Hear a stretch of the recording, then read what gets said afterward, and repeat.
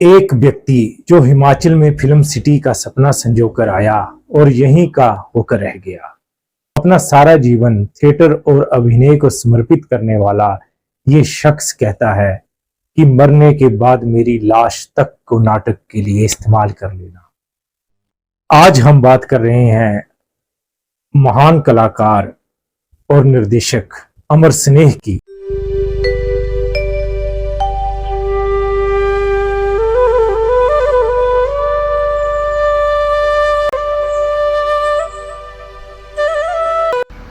जमाने का गिला शिकवा क्या करें, बच के चलते हैं सभी टूटी हुई दीवार से।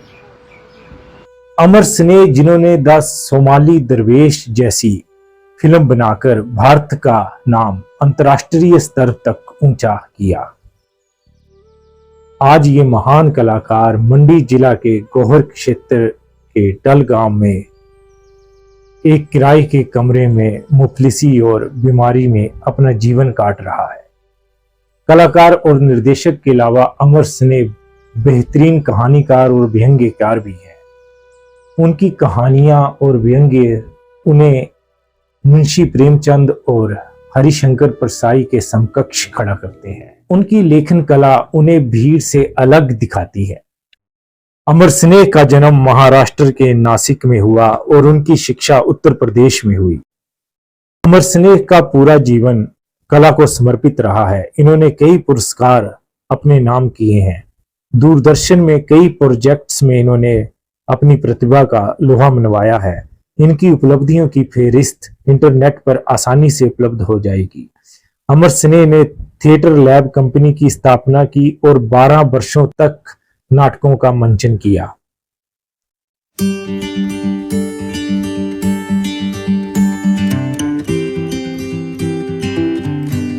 लेकिन आज इस कलाकार को हमारी सरकारें, हमारे फिल्मी जगत, हमारे साहित्यकार पूरी तरह से भुला चुके हैं।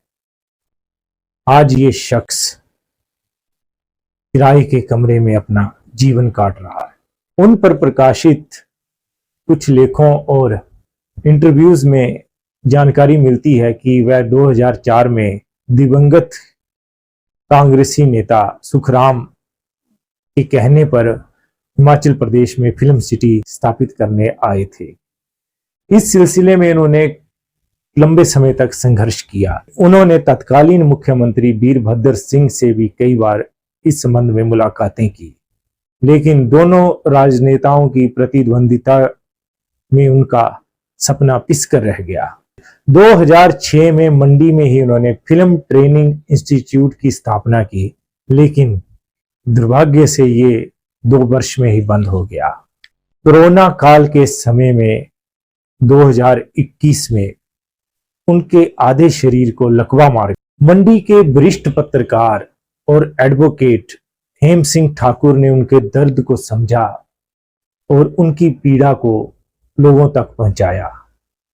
हेम सिंह ठाकुर ने उनकी मदद के लिए सोशल प्लेटफॉर्म पर एक मुहिम शुरू की, जिसका थोड़ा बहुत असर देखने को मिला।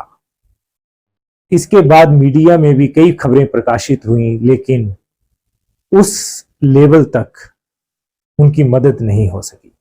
हेम सिंह ठाकुर समय समय पर उनकी सुध लेने के लिए सरकारों, विभागों को जगाते रहते हैं।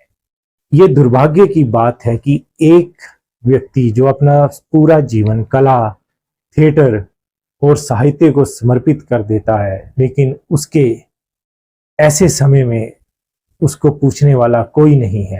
फिल्मी जगत, सरकारें, कला संस्कृति अकादमी, भाषा संस्कृति विभाग, संस्थाएं और साहित्यकार, कोई उनकी मदद के लिए आगे नहीं आ रहा। इससे दुर्भाग्यपूर्ण बात क्या हो सकती है।